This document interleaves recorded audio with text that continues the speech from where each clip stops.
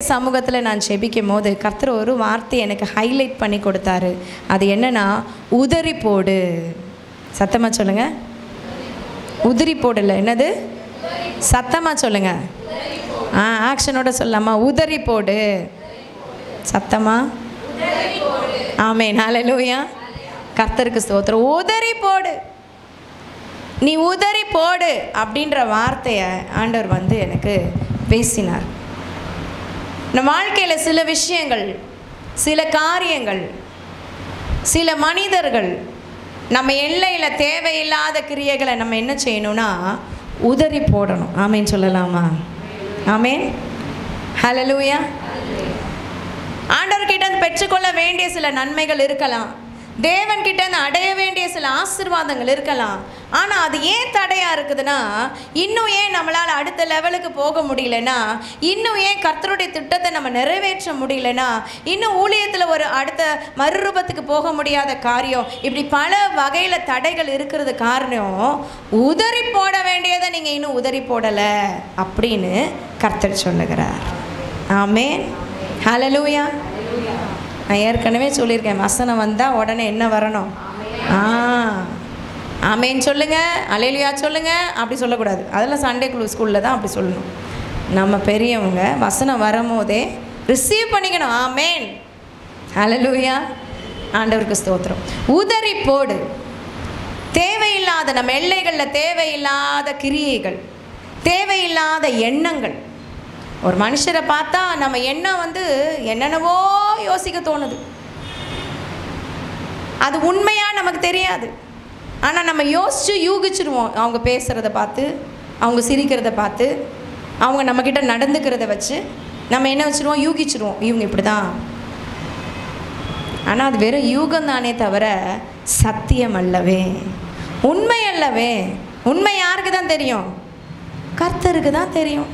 ஏன்னா வேதம் சொல்லுது, மனுஷன் முகத்தை பார்க்குறான், ஆண்டவர் என்னத்தை பார்க்குறாராம்? இருதயத்தின் ஆழத்தை உள்ளந்திரியங்களை அறிந்திருக்கிறார்.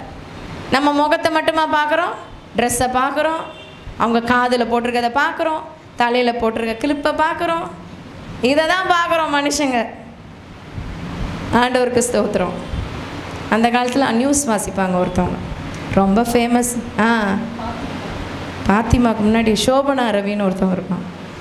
ஒவ்வொரு நாள் ஒவ்வொரு சாரி கட்டிட்டு வருவாங்க. நம்ம பெண்கள்லாம் டெய்லி நியூஸ் போய் நிற்பாங்க. ஏன்னா நியூஸ் கேட்குறதுக்கு இல்லை, இன்றைக்கி அந்த அம்மா என்ன சாரி கட்டிட்டு வந்திருக்காங்க அதை பார்க்குறதுக்கு தான். அந்த மாதிரி இப்போ மாறி போச்சு. இப்போ பிரசங்கியாரெலாம் என்ன புடவை கட்டுறாங்க, அவங்க என்ன ட்ரெஸ் போடுறாங்கன்னு பார்க்குற மாதிரி ஆகிப்போச்சு.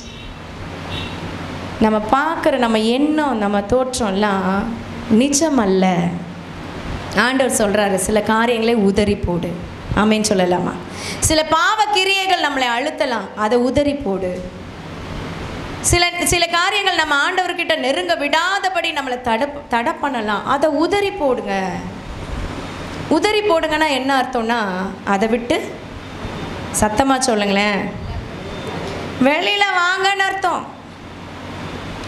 ஒரு பெரிய வலை இருக்குது பாருங்க, அந்த வலையில் அநேகர் மாட்டிக்கிட்டு இருக்காங்க. அநேக வாலிப பிள்ளைங்க மாட்டிக்கிட்டு இருக்காங்க. என்ன வலை?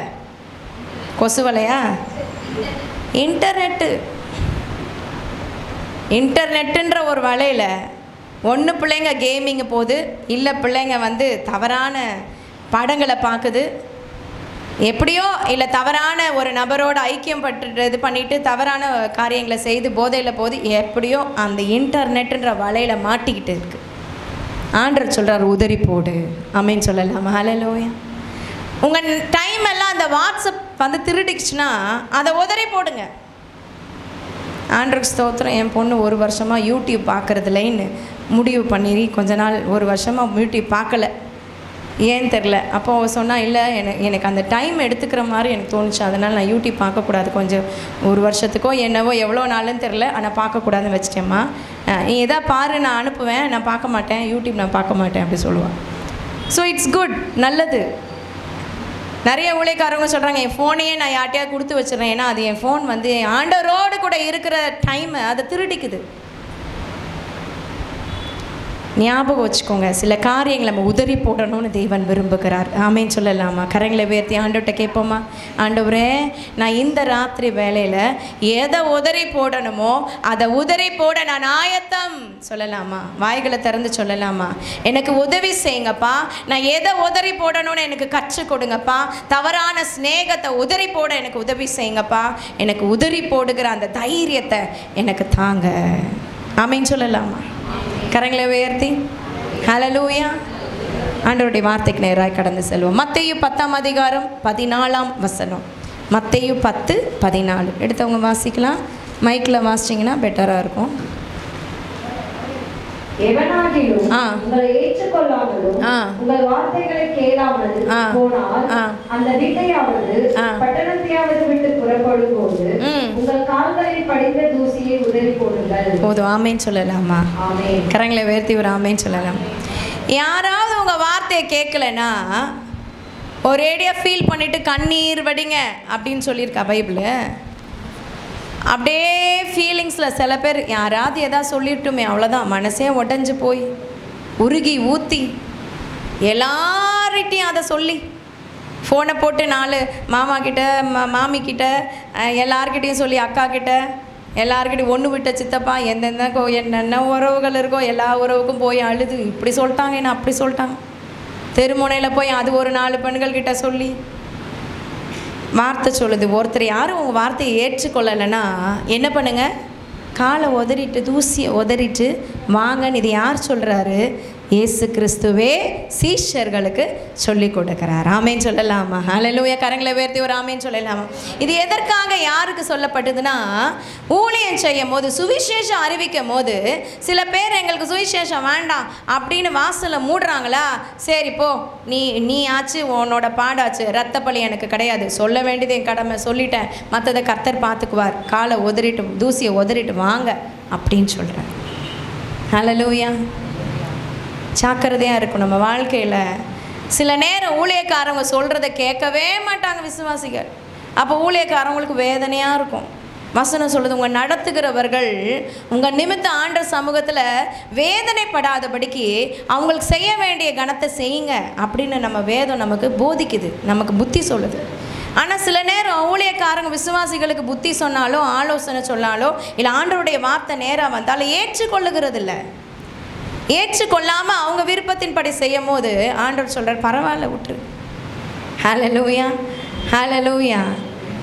அவங்க யாருக்கு விரோதமாக செய்கிறாங்க? ஊழியக்காரருக்கு விரோதமாக இல்லை, கர்த்தருக்கு விரோதமாக. அப்போ ஆண்டவர் பார்த்துக்குவார். எல்லாரையுமே ஒரே நாளில் ஓவர் நைட்டில் ஆண்டவர் ஒன்றும் செய்ய முடியாது. பல வருஷங்கள் ஆகும் அவங்கள மறுரூபமாக்கி அவங்கள உருவாக்கி அவங்க கர்த்தருக்கு உகந்தவர்களாய் மாற்ற பல ஆண்டுகள் எடுக்கும். நம்ம அவசரப்பட முடியாது. ஆனால் ஒன்று செய்யலாம், ஐயோ அவங்க கேட்டுக்க மாட்டாங்களே, அவங்க நான் இப்படி பேசிட்டாங்களே, அவங்க சொல்கிறத கீழ்ப்படிய மாட்டாங்களே, இப்படி நம்ம வெசனப்படாமல் உதறி போட்டு வந்துருன்னு ஆண்டவர் சொல்லிட்டார். ஆமேன்னு சொல்லலாமா? ஹல்லேலூயா. கரங்களை உயர்த்தி ஒரு ஹல்லேலூயா சொல்லலாமா? பாருங்க, ஆபிரகாம் லோத்து எடுத்துக்கும் போது ஆபிரகாமை ஆண்டவர் ஆசீர்வதிக்கிறதுக்கு ஒரு பெரிய வாக்குத்தத்தெல்லாம் கொடுத்துட்டாரு. ஆனால் லோத்து கூடவே ஒட்டிக்கிட்டு வந்துட்டாரு பாருங்க. ஆனால் வசனம் சொல்லுது, லோத்து அவரை விட்டு போகிற வரைக்கும் ஆபிரகாம் பெருசாக ஆசீர்வாதத்தை காணலை. என்னைக்கு லோத்து ஆபிரகாம் விட்டு பிரிந்து போனாரோ ஆண்டவர் ஆபிரகாமை ஆசீர்வதித்து ஜாதிகளுக்கு தகப்பனாய் தேவன் வைத்த தீர்மான திட்டத்தை நிறைவேற்றும்படி ஆண்டவர் ஆபிரகாம் மீது அபிஷேகத்தை வைத்தது, அதை நிறைவேற்றி முடித்தார். ஆமேன்னு சொல்லலாமா? சில நேரம் சில உறவுகளை உதற வேண்டியது இருக்கும், சில காரியங்களை உதற வேண்டியது இருக்கும். ஆபிரகாமுக்கு மனசில் ஏக்கம், ஐயோ அவன் என் அண்ணன் பையன், அவன் என் கூட இருக்கணும் அப்படின்னு நினச்சிருக்கலாம். ஆனால் கர்த்தர் அந்த நாளில் உதறி போடு. ஆபிரகாம் சொல்லிட்டார், நீ இந்த பக்கம் போனால் நான் அந்த பக்கம் போகிறேன், நீ லெஃப்ட்டுக்கு போனால் நான் ரைட்டுக்கு போகிறேன், நீ ரைட்டுக்கு போனால் நான் லெஃப்ட்டுக்கு போகிறேன். ஒரு மாற்றத்தை கர்த்தர் கொடுத்தார். ஆமேன்னு சொல்லலாமா? நம்ம எல்லைகளில் சில வேலைகளில் சில நபர்களை உதறி போடணும்னு ஆண்டவர் சொல்லுவேன். நல்லா சுற்றி ஜெபம் பண்ணுங்கள், சுற்றி சொல்லுங்கள், இயேசுவின் நாமத்தில் தேவையில்லாத, அதாவது தேவையுள்ள நபர்கள் வேணும். எல்லாரையும் உதறி போட்டு போக முடியாது. ஆனால் தேவையற்ற, தேவனுடைய திட்டத்தை தடை செய்கிற நபர்கள், தேவனுடைய திட்டத்தை ஸ்பாயில் பண்ணுகிற பிசாசு தூதனை சில பேரை வச்சுருப்பான். நமக்கு ஏஞ்சலாக தெரியும், ஆனால் அது பிசாசு தூதனை வச்சுருப்பான். அதை உதறி போடு கர்த்தர் சொல்கிறேன். ஆமென். சில ரகசிய பாவங்கள் உதறி போடணும். யாருக்கும் தெரியாத ரகசிய கிரியைகள், இச்சைகள் உதறி போடணும். தேவ சமூகத்துக்கு வந்து நிற்கணும்னா இதெல்லாம் உதறி போடணும். அநித்தியமான பாவ சந்தோஷத்தில் மோசே அதில் சந்தோஷத்தை அவன் அனுபவிக்கிறத நினைக்காம தன்னுடைய ஜனங்களுக்காக கஷ்டத்தையும் நஷ்டத்தையும் அனுபவிக்கிறதே தெரிந்து கொண்டான் என்று சொல்லி நம்ம வேதத்தில் வாசிக்கிறோம். மோசே 40 வருஷம் எல்லாத்தையும் கற்றுக்கிட்டு எல்லாத்துலேயும் வல்லவராக இருந்தார். எல்லாத்துலேயுமே படிப்பு, கத்தி சண்டை. அந்த காலத்தில் உள்ள எகிப்து தான் அப்போ இப்போதைக்கு இருக்கிற அமெரிக்கா மாதிரி, அமெரிக்கன் க்ரீன் கார்டு இருக்கிற மாதிரி அப்போ எகிப்து. அப்போ அவர் எல்லா சகல கலைகளும் கற்றுக்கிட்டு இருந்தார் 40 வருஷம். ஆனால் அடுத்த 40 வருஷம் எங்கே போயிட்டார்? ஆடு மேய்க்கிற போயிட்டார். யோசிச்சு பாருங்கள். ஹலோ, நான் இவ்வளோ படிச்சிருக்கேன், MBA படிச்சிருக்கேன், நான் போய் மூட்டை தூக்க முடியாது அப்படி தானே இந்த ஊரில் பசங்க சொல்லுவாங்க. ஆனால் அவர் வந்து ராஜா வீட்டு புள்ள எல்லாத்தையும் படித்து முடிச்சுட்டு ஆடு மேய்க்கிற தொழில், எகிப்தியர் அருவருக்கிற தொழில் ஆடு மேய்க்கிற தொழில். அந்த ஆடு மேய்க்கிற தொழிலில் 40 வருஷம் செஞ்சார். ஆனால் நான் விசுவாசிக்கிறேன், அந்த 40 வருஷம் உலக கலையெல்லாம் கற்றுக்கிட்டதை விட அடுத்த 40 வருஷம் ஆடு மேய்ச்சும் போது கர்த்தர் அவரை கற்றுக் கொடுத்தது தான் அதிகம் என்று நினைக்கிறேன். ஆமேன்னு சொல்லலாமா? அல்லேலூயா. அடுத்த 40 வருஷம் தான் அவர் அதிகமாக கற்றுக்கிட்டு ஒரு நாள் ஆண்டவர் அவரை சந்தித்தார் முச்செடியில். நம்ம வாழ்க்கையில் சில காரியங்களை உதறி போடணும். எகிப்து வேண்டாம், அந்த அநித்தியமான பாவ சந்தோஷம் எனக்கு வேண்டாம், உதறி போட்டுட்டார். அப்படிப்பட்ட ஒரு ஜனங்களாக இருக்கணும்னு கர்த்தர் விரும்புகிறார். ஆமென். இப்படி இயேசு சொன்ன இந்த மத்தேயுவில் இருக்க சொன்ன மார்க் 6ஆம் அதிகாரம் 11ஆம் வசனம், அதே வசனம் இன்னும் கொஞ்சம் ஆட் ஆன்ஸாக கொடுத்துருக்காங்க, அதை வாசிப்போம். மார்க் 6:11. எவர்களாகிலும் உங்களை ஏற்றுக்கொள்ளாமலும் உங்கள் வசனங்களை கேளாமலும் இருந்தால் நீங்கள் அவ்விடம் விட்டு புறப்படும் போது, உங்களை ஏற்றுக்கொள்ளாமலும் உங்க வசனத்தை கேட்கலன்னா, ஊழியக்காரராகிய ஆண்டவருடைய வார்த்தையை ஏற்றுக்கொள்ளாம வசனத்தை கேட்காம இருந்தாங்கன்னா நீங்க அவ்விடம் விட்டு புறப்படும் போது அவர்களுக்கு சாட்சியாக உங்கள் கால்களின் கீழே படிந்த தூசியை உதறி போடுங்கள். வசனம் சொல்லுது அவர்களுக்கு சாட்சியாக. உங்க மேல குற்றம் இல்லை, நீங்க சொல்லிட்டீங்க, ஆண்டோடைய வார்த்தையை சொல்ல வேண்டியது உங்க கடமை, சொல்லிட்டோம். அதற்கு சாட்சியாக காலில் இருக்கிற படிந்திருக்கிற தூசியை உதறி போடுங்கள். நியாய தீர்ப்பு நாளிலே அந்த பட்டணத்திற்கு நேரிடுவதை பார்க்கிலும் சோதோம் குமரா பட்டணத்திற்கு நேரிடுவது இலகுவாய் இருக்கும் என்று மெய்யாகவே உங்களுக்கு சொல்லுகிறேன் என்று சொல்லி கிறிஸ்து வாயில சொல்லப்பட்ட ஒரு வார்த்தை. ஆமென் சொல்லலாமா? இதே வசனம் திரும்பவும் நமக்கு அடுத்த சுவிசேஷம் லூக்கா 9:5 இருக்கு, எடுக்க வேணாம், வாசிக்க வேணாம்.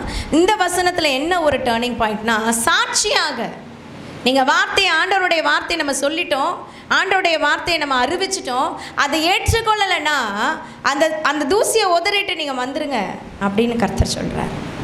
ஆமென். அல்லேலூயா. ஆண்டவருக்கு நாமத்துக்கு மகிமை உண்டாகட்டும். 3 சுவிசேஷத்துலேயும் இது எழுதப்பட்டிருக்கு. அப்போ எவ்வளோ முக்கியமான ஒன்று. நம்ம வாழ்க்கையில் உதற வேண்டியதை உதறி போடணும். பக்கத்தில் சொல்லுங்கள், உதற வேண்டியதை சொல்லுங்கள், உதறி போடுங்க. சொல்லுங்களேன் சத்தமா. சொன்னீங்களா? பக்கத்தில் சொன்னீங்களா? சொல்லலைன்னா நீங்கள் கீழ்ப்படியல. ஆமென். அல்லேலூயா. ஆண்டவருக்கு ஸ்தோத்திரம். இதை கீழ்ப்படிஞ்ச ஒருத்தர் இருக்கார். யாருன்னா அப்போஸ்தலர் 13ஆம் அதிகாரம் 51ஆம் வசனம் வாசிப்போம். அப்போஸ்தலர் 13:51. Praise the Lord. இவர்கள் தங்கள் கால்களில் படைந்த தூசியை அவர்களுக்கு எதிராக உதறி போட்டு இகோனியா பட்டணத்துக்கு போனார்கள். சீஷர்கள் சந்தோஷத்தினாலும் பரிசுத்த ஆவியினாலும் நிரப்பப்பட்டார்கள். ஒரு ஆமென் சொல்லலாமா? ஹல்லேலூயா. ஹல்லேலூயா. 49ஆம் வசனம் வாசிங்க. கர்த்தருடைய வசனம் அத்தேசமெங்கும் பிரசித்தமாயிற்று. யூதர்கள் பக்தியும் கனமும் உள்ள ஸ்திரீகளையும் பட்டணத்து முதலாளிகளையும் எடுத்துவிட்டு பவுலையும் பர்னபாவையும் துன்பப்படுத்தும்படி செய்து தங்கள் எல்லைகளுக்கு புறம்பாக அவர்களை துரத்திவிட்டார்கள். ஆமென். ஹல்லேலூயா. ஹல்லேலூயா. ஹல்லேலூயா. அப்போ ஆண்டவருடைய வசனம் பிரசித்தப்படுத்துகிற அந்த நேரத்தில் திரும்பமா கலகக்காரர்கள் எழும்பி அவங்கள துரத்திட்டாங்க. யார்? பவுல் பர்னபா. நான் சொன்னேன்ல, பவுல் பர்னபா செம்ம காம்பினேஷன். உலகத்தையே கலக்குனாங்க. நிறைய இடங்களில் போய் கர்த்தருடைய வார்த்தையை அறிவித்து உலகத்தையே சுவிசேஷ மயமாக்குனது பவுல் பர்னபா. ஆமே. அப்புறம் தான் பவுல் சீலா. அப்படி நிறைய காரியங்களை நம்ம பார்க்க முடியும். இப்போ பவுல் கொண்டு கர்த்தர் நிறைய காரியங்களை செய்தார். இயேசு சொன்னதை பவுலும் பர்னபாவும் நிறைவேற்றினதை பார்க்க முடியும். ஆமென். ஹல்லேலூயா. அவங்க என்ன சொல்கிறாங்க? அவங்க சில பேர் ஏற்றுக்கொள்ளலை, அநேகர் ஏற்றுக்கொண்டாங்க, சில பேர் ஏற்றுக்கொள்ளலை. காலில் படிந்த தூசியை என்ன செஞ்சுட்டாங்க? உதறிட்டு வந்துட்டாங்க. ஆமேன்னு சொல்லலாமா? ஹல்லேலூயா. கரங்களை உயர்த்தி ஒரு அல்லேலூயா சொல்லலாமா? நாங்களாம் சில நேரம் கிராம ஊழியம் போயிருக்கோம். ஒரு முறை போகும்போது சில பேர் எதிர்ப்பாளர்கள் வந்து இது பண்ணும்போது அப்படி தான் பண்ணோம்.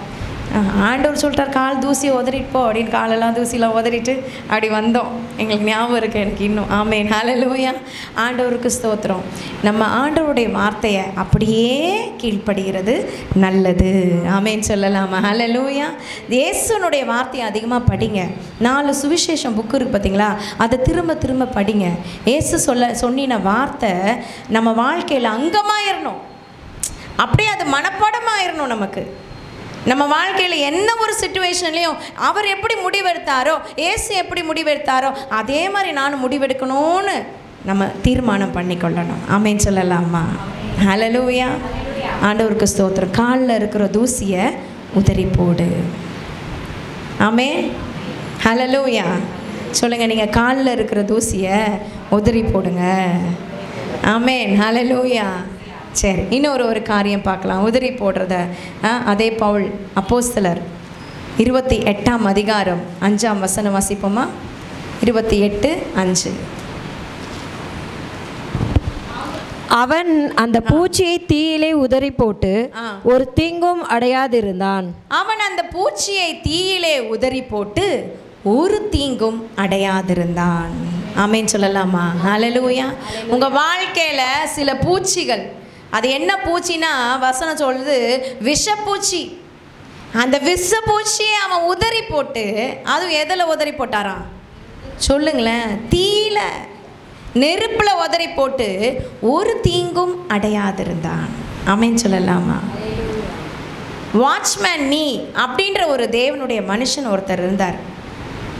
19ஆம் நூற்றாண்டில் வாழ்ந்த ஒரு தேவனுடைய மனுஷன். அவர் ஒரு மிஷனரி. அவர் மிஷனரியாய் சீன தேசத்தில் இருந்தார். அவரோட சில நண்பர்கள், வாலிபன், அவர் நல்ல ஒரு வாலிபன், அவரோட சில நண்பர்கள் சேர்ந்து அவர் ஒரு பைபிள் காலேஜில் படிச்சுட்டு இருந்தார். பைபிள் காலேஜ் லீவ் விடுற நாட்கள் அதெல்லாம் என்ன பண்ணுவாங்கன்னா, ஒரு கிராமத்தை தத்தெடுத்துருவாங்களாம். அந்த சீன தேசத்தில் ஒரு கிராமத்தில் போய் அந்த கிராமத்தில் ஒரு வாடகை வீடோ ஏதோ ஒரு டென்ட்டோ எடுத்து அங்கே தங்கி 24 மணி நேரம் ஜெபிப்பாங்களாம். 2 குரூப்பாக பிரிவாங்களாம். ஒரு குரூப்பு 24/7 ஜெபிப்பாங்களாம். இன்னொரு குரூப்பு கிராமத்துக்குள்ளே போய் கர்த்தருடைய வார்த்தை சுவிசேஷமாய் அறிவிப்பாங்களாம். ஆமேன்னு சொல்லலாமா? ஹல்லேலூயா. இப்படி நடந்துக்கிட்டே இருந்தபோது அநேக ஜனங்கள் என்ன பண்ணுவாங்களாம், வந்து ஆண்டவருடைய வார்த்தையை கேட்டு ரட்சிக்கப்பட்டு திரளான மக்கள் கர்த்தருடமாய் திரும்பினார்கள். ஆமேன்னு சொல்லலாமா? ஒரு குறிப்பிட்ட கிராமத்தில் இவர் இதே போல் செய்யும்படி ஒரு ஃப்ரெண்ட்ஸை கூட்டிகிட்டு அவர் போகும்போது அந்த கிராமத்து ஜனங்களில் ஒருத்தர் கூட செவி கொடுக்கலையாம். ஒருத்தர் கூட ஆண்டவருடைய வார்த்தை கேட்க வரலை. யூஸ்வலாக எல்லா கிராமமும் என்ன பண்ணுவாங்க, அவங்க வயலில் விட்டு வரும்போது சாயங்காலத்தில் போய் இவங்க இன்வைட் பண்ணுவாங்க. இந்த மாதிரி ஒரு இடத்துல, இந்த பஞ்சாயத்தில் ஒரு இடத்துல நம்ம கூட போகிறோம், வாங்க எல்லோரும் வருவாங்க, இவங்க ஆண்டவரை பற்றி அறிவிப்பாங்க, அற்புதம் நடக்கும், அடையாளம் நடக்கும், ஒப்பு கொடுப்பாங்க, இப்படி நடக்கும். ஆனால் இந்த கிராமத்தில் யாருமே செவி சாய்க்கலை. இவருக்கு ரொம்ப வருத்தம், வாட்ச்மேனிக்கு ரொம்ப வருத்தம். அவர் ஒரு நாள் யோசிச்சு, என்ன இப்படி யாருமே நான் ஆண்டவர் கொடுத்து சொல்கிறது கேட்க மாட்டீங்களேன்னு ஒரு சந்தை மார்க்கெட் பிளேஸில் நின்று ஒருத்தர்கிட்ட பேசும்போது ஒருத்தர் சொன்னான்னா, நாங்கள் ஒரு கடவுளை வணங்குறோம், ஒரு கடவுள் பேர் சொல்லி, அந்த கடவுளை எங்களை காப்பாற்றுது. அதுக்கு பண்டிகை நாள் இப்போது ஏதோ 10 நாள் என்னவோ பண்டிகை நாளாம். அது முடிவு வரப்போகிறது. 10ஆவது நாள் என்னவோ முடிவுக்கு வரப்போகுது. 4 அன்னைக்கோ என்னவோ அது வரப்போகுது. அன்னைக்கு நாங்கள் அதை சப்பரம் வச்சு அதை தூக்கிட்டு வெளியில் வருவோம். அந்த கடவுள் தான் எங்களுக்கு சூரியனை எங்களுக்கு பிரகாசிக்க பண்ணோம். அதை நாங்கள் தூக்கிட்டு வரும்போது சூரியன் பயங்கரமாக பிரகாசிக்கும் அப்படின்னு சொன்னாங்களாம். உடனே அவர் சொன்னாராம், சும்மா விளையாட்டாக சொன்ன, அப்படியா? நாளன்னைக்கு பயங்கரமாக மழை பெய்ய போகுது பாரு அப்படின்னாராம். அப்படின்னு சொல்லிட்டு இவர் போயிட்டாராம். ஆனால் இந்த வார்த்தை காட்டு தீ போல் பரவி அந்த கிராமத்தில் இருக்கிற எல்லார்ட்டையும் பரவிடுச்சான். பரவி இவர் காதில் வந்து விழுதான், இப்படி ஒரு மனுஷன் இருக்கான், இவன் சொல்கிறான் இவன் கடவுள் தான் பெருசுன்னு சொல்கிறான், இவன் தைரியமாக நம்ம கடவுளுக்கு சவால் விடுறான், அன்றைக்கி மழை பெய்யும்னு சொல்லியிருக்கிறான். மழை பெஞ்சுதான் அவன் சொல்கிறத நம்ம கேட்போம், மழை பெய்யலைன்னா நம்ம கடவுள் தான் அவனை கொண்டு போடுவோம் அப்படின்னு பரவிடுச்சான். இது இவன் காதில் விழுந்தோன்னே இவர் ஐயோ ஆண்டவருடைய வார்த்தை சொல்லுது, தேவனுடைய காரியத்தை பரீட்சை பாராதிருப்பாயாகன்னு சொல்லுதே அப்படின்னு முழங்கால் படிட்டு அவரும் நண்பர்களும் அவங்க கூடியிருந்த இடத்துல செபிச்சாங்களாம். நல்லா ஜெபிக்கும் போது ஆண்டவருடைய வார்த்தை அவங்களுக்கு நேராக வந்துச்சான், எலியாவின் தேவன் எங்கே? ஆமென், ஹல்லேலூயா. எலியாவின் தேவன் எங்கே, எலியாவின் தேவன் எங்கேன்ற வார்த்தை திரும்பி திரும்பி வருதான். இவங்க ஒரு நாள் பூரா உபவாசம் பண்ணி இதே வார்த்தை. சரி ஓகே, நல்லா ஜெபம் பண்ணிவிட்டு ஆண்டவர் மேலே விசுவாசம், அப்போ கர்த்தர் நமக்கு சொல்லிட்டாரு அப்படின்னு விசுவாசிச்சுட்டு இருந்துட்டாங்களாம். ஒரு நாள் முடிஞ்சுது, மறுநாள் 2 நாள் இல்லையா, 2வது நாள் அடுத்த நாள் ஏதோ ஒரு ஊழியத்துக்கு போய் கிராமத்துக்கு போய் ஏதோ இடத்துல கொஞ்சம் தூரமாக பிரயாணம் போய் எல்லா வேலையும் செஞ்சுட்டு டயர்டாக வந்து நைட்டில் தூங்கிட்டாங்களாம். அடுத்த நாள் காலையில் அவங்க சொன்ன அந்த நாள் காலையில் 8 மணிக்கு எந்திரிச்சு, 8 மணியோ 7 மணிக்கோ எந்திரிச்சு பார்த்தா சூரியன் நல்லா பிரகாசிக்குதான்.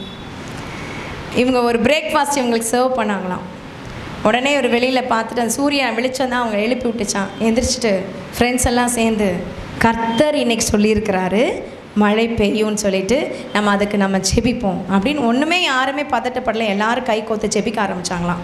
இயேசுவின் நாமத்தில் நம்ம ஜெபிக்கிறோம், ஆண்டவரே நீங்கள் சொன்ன வார்த்தை எலியாவின் தேவன் எங்கே, நீங்கள் சொன்ன வார்த்தை எலியாவின் தேவன் எங்கேன்னு சொல்லி ஜெபம் பண்ண ஆரம்பித்தாங்களாம். கொஞ்ச நேரத்தில் படப்படன்னு சத்தம் கேட்டுச்சான். வெளியில் போய் பார்த்தா மழை ஆரம்பிச்சிருச்சு. ஆமென், ஹல்லேலூயா. திரும்பவும் வந்து எல்லாரும் கை கோத்து திரும்பவும் ஜெபிச்சு ஆண்டவருக்கு நன்றி சொல்ல. பயங்கர மழையா, அவ்வளோ நாள் நல்ல வெளிச்சமாக இருந்தது, பயங்கர மழை. ஆனாலும் சில வாலிபர்கள், அந்த ஊரில் இருக்க வாலிபர்கள் கோபம் கொண்டு நம்ம திரும்பி எடுத்துகிட்டு வெளியில் வருவோன்னு அதை எடுத்து சப்பரத்தை எடுத்துகிட்டு வந்தாங்களாம். தண்ணியில் வழுக்கி கீழே விழுந்து அந்த சேலை உடஞ்சி திருப்பவும் அதை ரிப்பேர் பண்ணி அதை திரும்பியும் கொண்டு போனாங்க. நடந்த ஒரு சம்பவம். திருப்பியும் கொண்டு போனாங்களாம். ஆனாலும் அவங்களால போக முடியல, ஏன்னா தண்ணி நிறையா ஓடுறதுனால மழைனால போக முடியாமல் திரும்பி வந்துட்டாங்க. அப்புறம் அங்கேருந்து அறிவிப்பு வந்துச்சு, ஆலயத்துலேருந்து அறிவிப்பு வந்துச்சு என்னென்னா, இது 4 நாள் கழித்து திரும்பவும் இந்த திருவிழா நாங்கள் தவறான நாளை நியமிச்சிட்டோம், 4 நாள் கழித்து திரும்பவும் இது நடக்கும் அப்படின்னு அறிவிச்சாங்களாம். உடனே இவங்களும் வாட்ச்மேன்னையும் அவங்க நண்பர்களும், ஆண்டவரே 3 நாள் நல்ல வெயிலில் கொடுங்கப்பா, மழையே இருக்கக்கூடாது ஆண்டவரே அப்படின்னு ஜெபிச்சாங்களாம். அதே போல் மழை இல்லாமல் நல்ல வெயில். 4வது நாள் திரும்பவும் மழை வரணும் ஆண்டவரே அப்படின்னு ஜெபிச்சாங்களாம். அதே போல் கர்த்தர் வர்ஷிக்க பண்ணினார். கரங்களை தட்டி ஆண்டவரை மகிமைப்படுத்துவோம். ஆமென். 90% மக்கள் கர்த்தரை தெரிந்து கொண்டார்கள். ஆமென். சீன தேசத்தில் எழுப்புதல் வித்திட்ட ஒரு வாட்ச்மேன் நீ. ஆமென், ஹல்லேலூயா. ஆண்டவருக்கு நாமத்துக்கு மகிமை உண்டாகட்டும். கர்த்தர் நமக்கு சொல்லியிருக்கிற வார்த்தையை நம்ம விசுவாசித்து அதன்படி செய்யணும். ஆமென், ஹல்லேலூயா. ஆண்டவருடைய நாமத்துக்கு மகிமை உண்டாகட்டும். வசனம் சொல்லுது பாருங்க, அந்த பூச்சியை அவன் தீயிலே உதறி போட்டு ஒரு தீங்கும் அடையாதிருந்தான். ஆமென். இது நமக்கு நிறையா தெரிஞ்ச ஒரு சம்பவம் தான். இது ஒரு தீவில் போய் பவுல் என்ன செய்கிறாங்க, அடைகிறாங்க. அதுக்கு முன்னாடி அதிகாரம் பார்த்தோம்னா பலத்த காற்று, படகெல்லாம் ஆடி அசைஞ்சு படகெல்லாம் போராட்டத்துக்குள்ளே கஷ்டத்துக்குள்ளே இருந்து அப்புறம் ஒரு தீவில் போய் அடைகிறாங்க. அந்த தீவின் பேர் மெலித்தா. முதல் வசனம் வாசிங்க, அதில் இருக்குது 28:1. தப்பி கரை சேர்ந்த பின்பு மைக்கில் வாசிங்க. அந்த தீவின் பேர் மெலித்தா என்று அறிந்தோம். அந்நியராகிய அந்த தீவார் எங்களுக்கு பாராட்டின அன்பு கொஞ்சமல்ல அந்த வேளையிலே பிடித்திருந்த மழைக்காகவும் குளிருக்காகவும் அவர்கள் நெருப்பை மூட்டி எங்கள் அனைவரையும் சேர்த்து கொண்டார்கள். பவுல் சில விறகுகளை வாரி அந்த நெருப்பின் மேல் போடுகையில் ஒரு விரியன் பாம்பு அனலுரைத்து புறப்பட்டு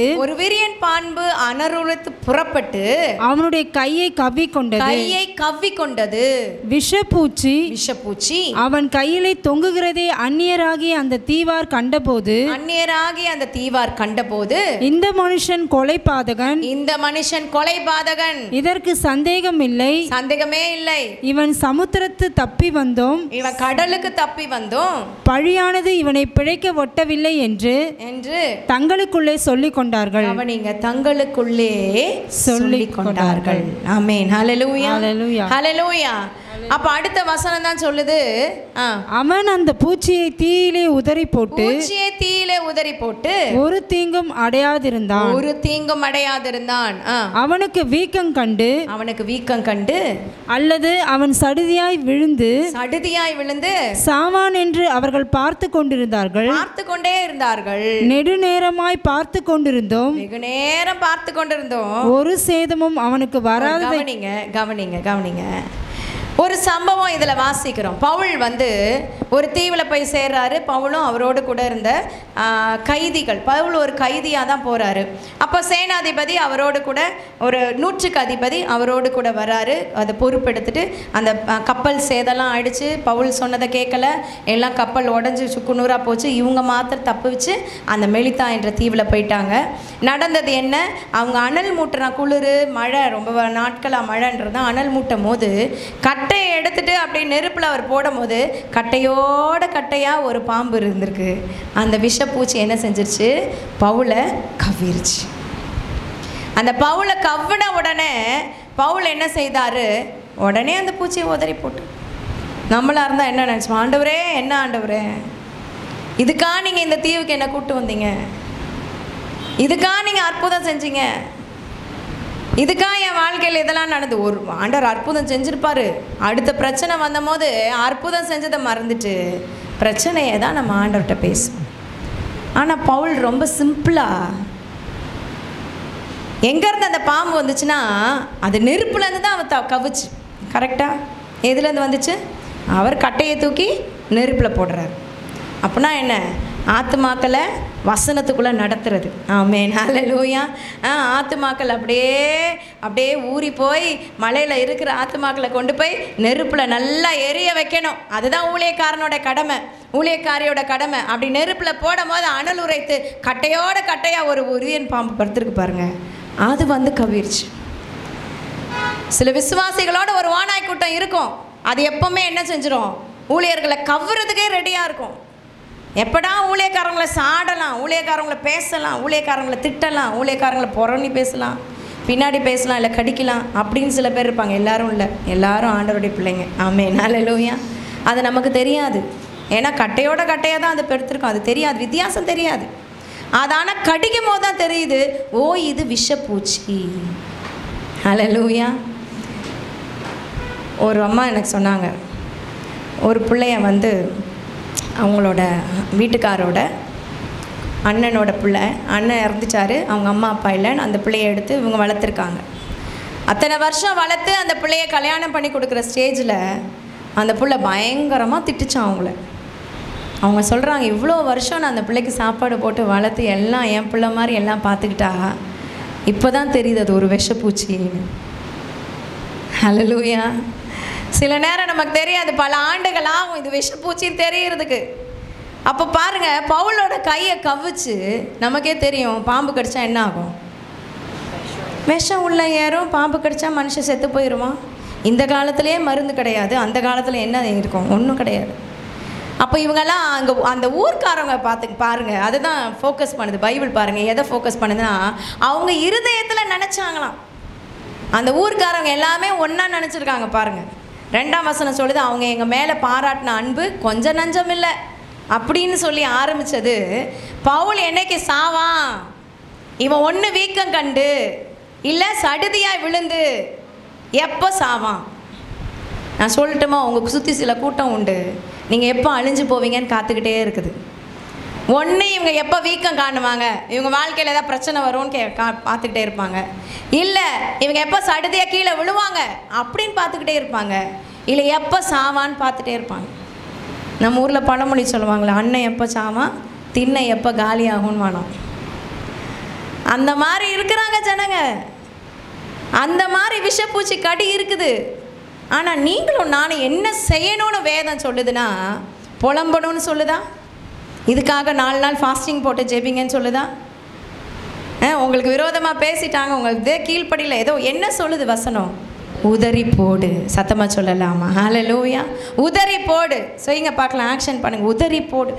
அது விஷப்பூச்சியாக இருக்கலாம், உதறி போடு. அது என்ன வேணால் உங்களை சாடலாம், பேசலாம், உதறி போடு. எங்கே உதறி போடணும்? தீயில உதறி போடு. ஆமேன்னு சொல்லலாமா? ஒருவேளை யோசிச்சு பாருங்க, பவுல் பக்கத்தில் உதறி போட்டிருந்தா திரும்ப அது காலை கூட கடிச்சிருக்கலாம், கவ்வியிருக்கலாம். எங்கேருந்து வந்ததோ அங்கேயே உதறி போட்டார்.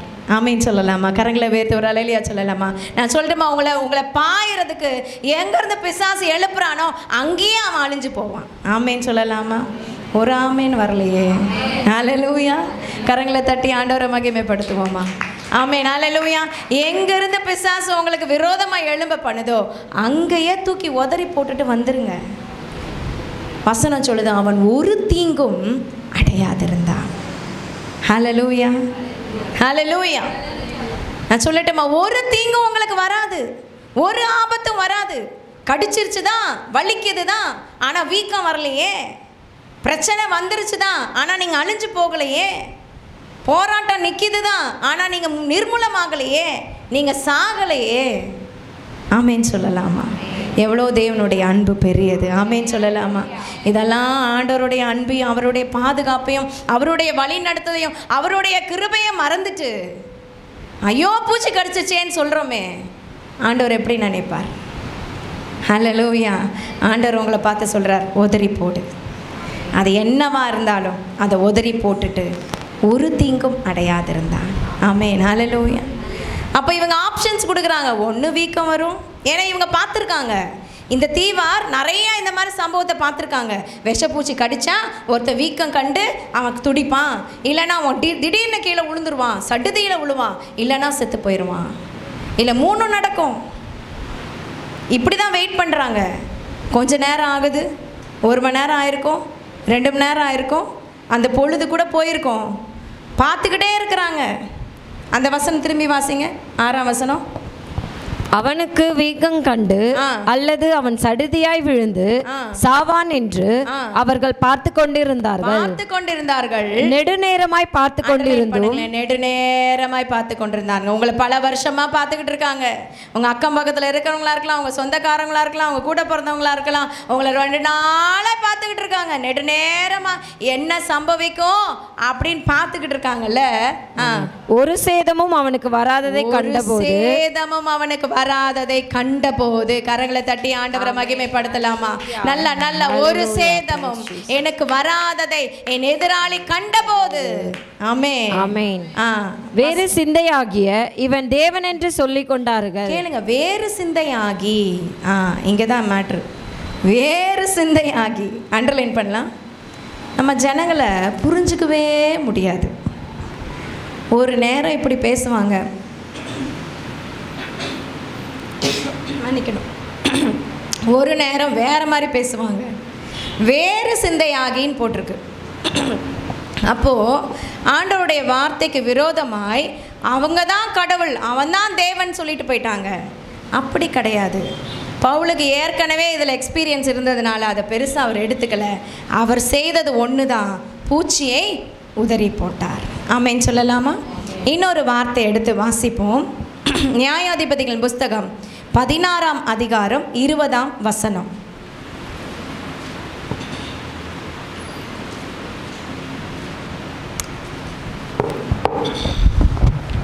அப்பொழுது அவள், சிம்சோனே, பெலிஸ்தர் உன்மேல் வந்துவிட்டார்கள் என்றாள்.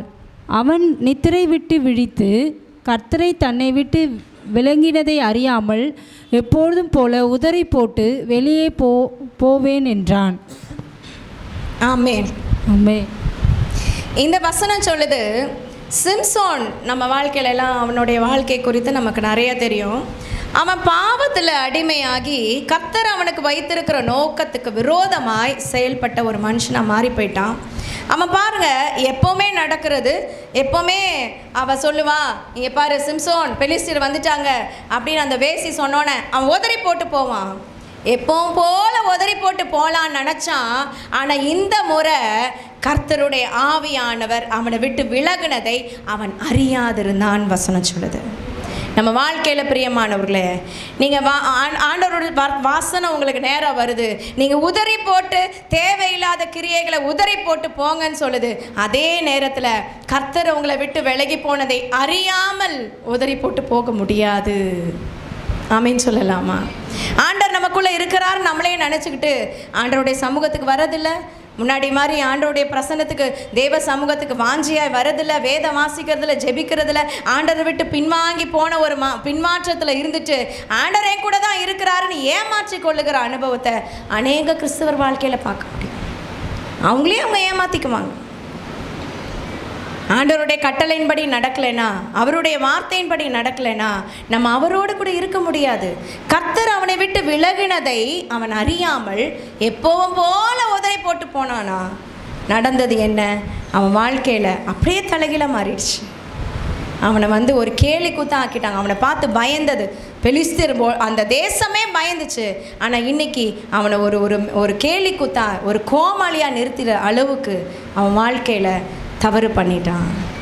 நான் சொல்கிறேன், என்னை கேட்டுக்கொண்டிருக்கிற தெய்வ பிள்ளைகளை, ஆண்டவருடைய சத்தம் வருது, உதறி போட வேண்டியதை உதறி போடணும். ஆமேன். ஆனால் தேவ சமூகத்தில் இருக்கிறோமா அதை பார்த்து கொள்ளணும். ஆமேன் சொல்லலாமா? ஒவ்வொரு முறையும் அவன் உதறி போட்டு போனான். ஆனால் இந்த முறை ஆண்டவருடைய பிரசன்ஸை இழந்துட்டான்றதை தெரியாமல் உதறி போட்டான். அவனால் உதறி போட முடியலை, மாட்டிக்கொண்டான். நம்ம வாழ்க்கையில் இதை அறிந்து கொள்ளணும். நம்ம ஆண்டவருடைய பிரசன்னத்தை விட்டு விலகி போனோம்னா மாத்திரம் நமக்கு எல்லாமே சக்ஸஸ்ஃபுல்லாக நடக்கும்னு நினைக்கவே முடியாது. என்னைக்கு தேவன் நம்மோடு கூட இருக்கிறாரோ அப்போது தான் எல்லாமே நமக்கு அனுகூலமான துணையாக இருக்கும். ஆமேன்னு சொல்லலாமா? ஹல்லேலூயா. இன்னும் ஒரே ஒரு வசனத்தை வாசித்து முடிப்போம். நெகேமியா 5ஆம் அதிகாரம் 13ஆம் வசனம் வாசிப்போமா? நெகேமியாவின் புஸ்தகம் 5ஆம் அதிகாரம் 13ஆம் வசனம். ஆமேன். நெகேமியா 5:13. நான் வஸ்திரத்தை உதறி போட்டு இப்படி இந்த வார்த்தையை நிறைவேற்றாத எந்த மனிதனையும் அவன் வீட்டிலும் அவன் சம்பாத்தியத்திலும் இருந்து தேவன் உதறி போட கடவர். இந்த பிரகாரமாக அவன் உதறி போடப்பட்டு வெறுமையாய் போவானாக என்றேன். அப்புறம் அதற்கு சபையார் எல்லாரும் ஆமென் என்று சொல்லி ஆமோதித்தார்கள், கர்த்தரை துதித்தார்கள். ஆமென் சொல்லலாமா? ஹல்லேலூயா. பின்பு ஜனங்கள் இந்த வார்த்தையின்படியே செய்தார்கள். எந்த வார்த்தை? அதுக்கு முன்னாடி இருக்க வார்த்தைகள். வீட்டில் போய் வாசிச்சு பாருங்க. நெகேமியா புஸ்தகம் 5ஆம் அதிகாரம் 1-13 வாசிச்சிங்கன்னா அநேக வார்த்தைகளை நெகேமியா சொல்லி பேசுகிறதை பார்க்க முடியும். அந்த வார்த்தையின் பிரகாரம் நடந்தார்கள். அப்படின்னா என்ன? வேத வசனத்தை நிறைவேற்றாத எந்த மனுஷனையும் தேவன் உதறி போடுவார்னு வசனம் சொல்லுது. இந்த வசனத்தில் மாத்திரம் உதறி போட்டு அப்படின்னு எத்தனை தடவை வருது பாருங்க, சொல்லுங்க பார்க்கலாம். எத்தனை முறை வருது? ரொம்ப நேரம் என்றாங்க, படித்தவங்க கூட என்றீங்களே. 3 தடவை, 3 முறை வருது பாருங்க. என்னெல்லாம் வருது? உதறி போட்டு, அப்புறம் உபதறி போட கடவர், அப்புறம் உதறி போடப்பட்டு. சத்தமாக சொல்லுங்க. உதறி போட்டு, உதறி போட கடவர், உதறி போடப்பட்டு. ஏன்னா வேத வசனத்தின்படி செய்யலை. வேத வசனத்தை வாசிக்கிறோம். சபை கூடி வருதலை சிலர் விட்டு விடுகிறது போல நீங்களும் விட்டு விடாதிருங்கள். வேத வசனத்தின்படி செய்யணும். கர்த்தருக்கு கொடுத்து பாருங்கள். ஆண்டவருடைய சமூகத்தில் கொடுங்க. வேதவசனப்படி செய்யணும். மற்றவங்களை நேசிங்க. உன்னை நேசிக்கிறது போல மற்றவங்களை நேசி. வேதவசனத்தின்படி செய்யணும். உன் எதிரி பசியாக இருந்தால் அவனுக்கு ஆகாரம் கொடு. மனசுக்குள்ள கசப்பு, வெறுப்பு இதெல்லாம் வந்துச்சுன்னா அப்புறம் என்ன வரும்?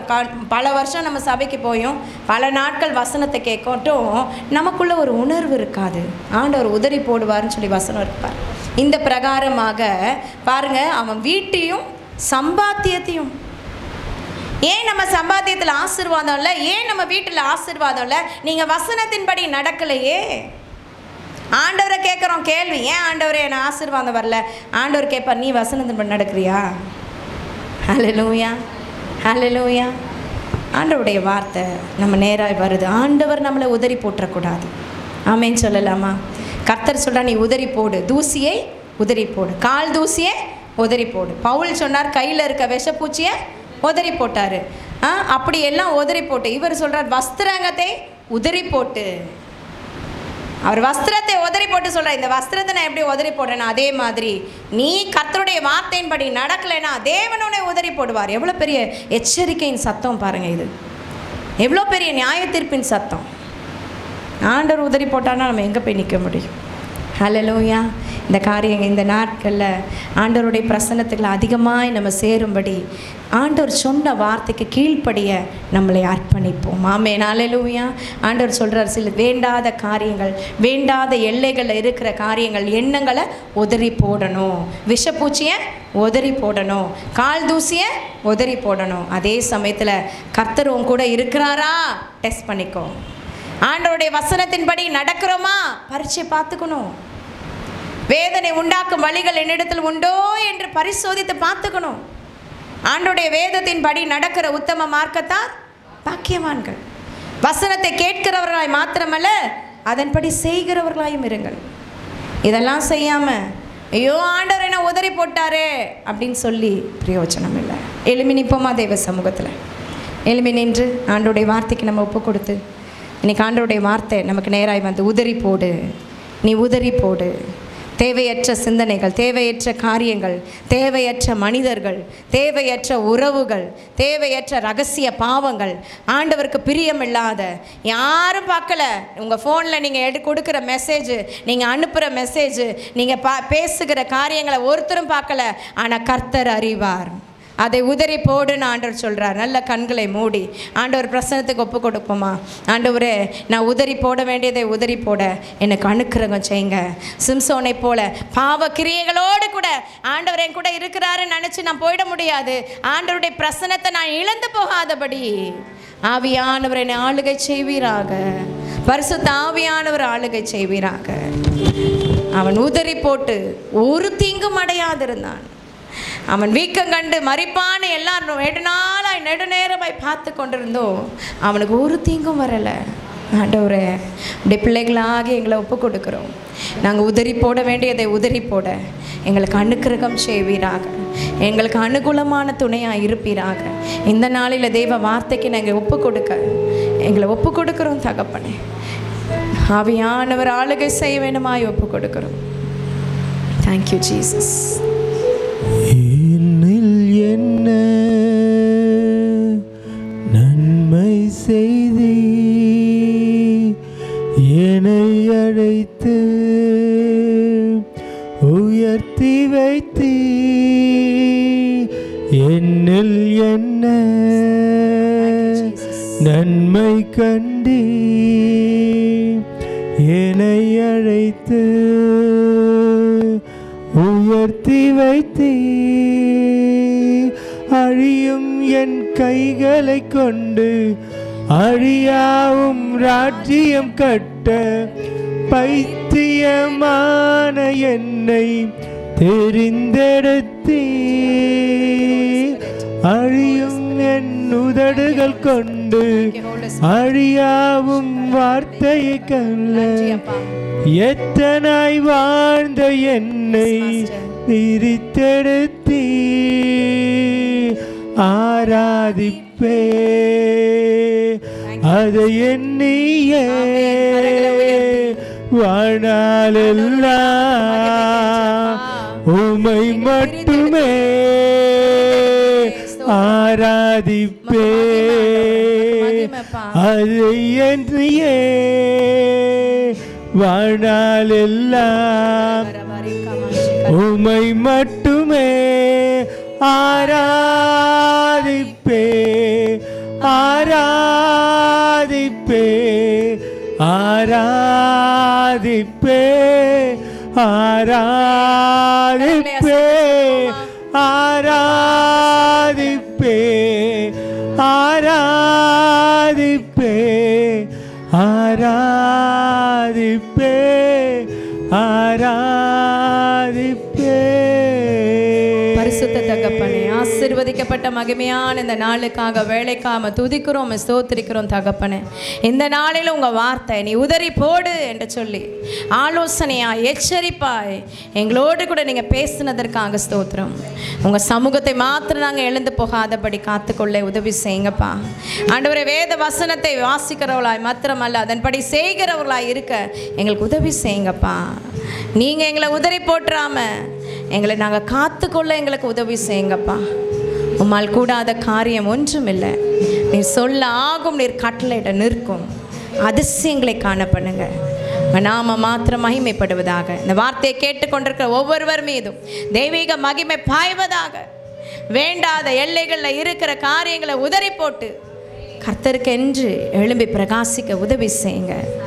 இயேசு கிறிஸ்துவின் நாமத்தில் செபிக்கிறோம், ஜெயம் எடுக்கிறோம் நல்ல பிதாவே, ஆமேன், ஆமேன். சேர்ந்து இணைந்து சொல்லுவோம். என் ஆத்துமாவே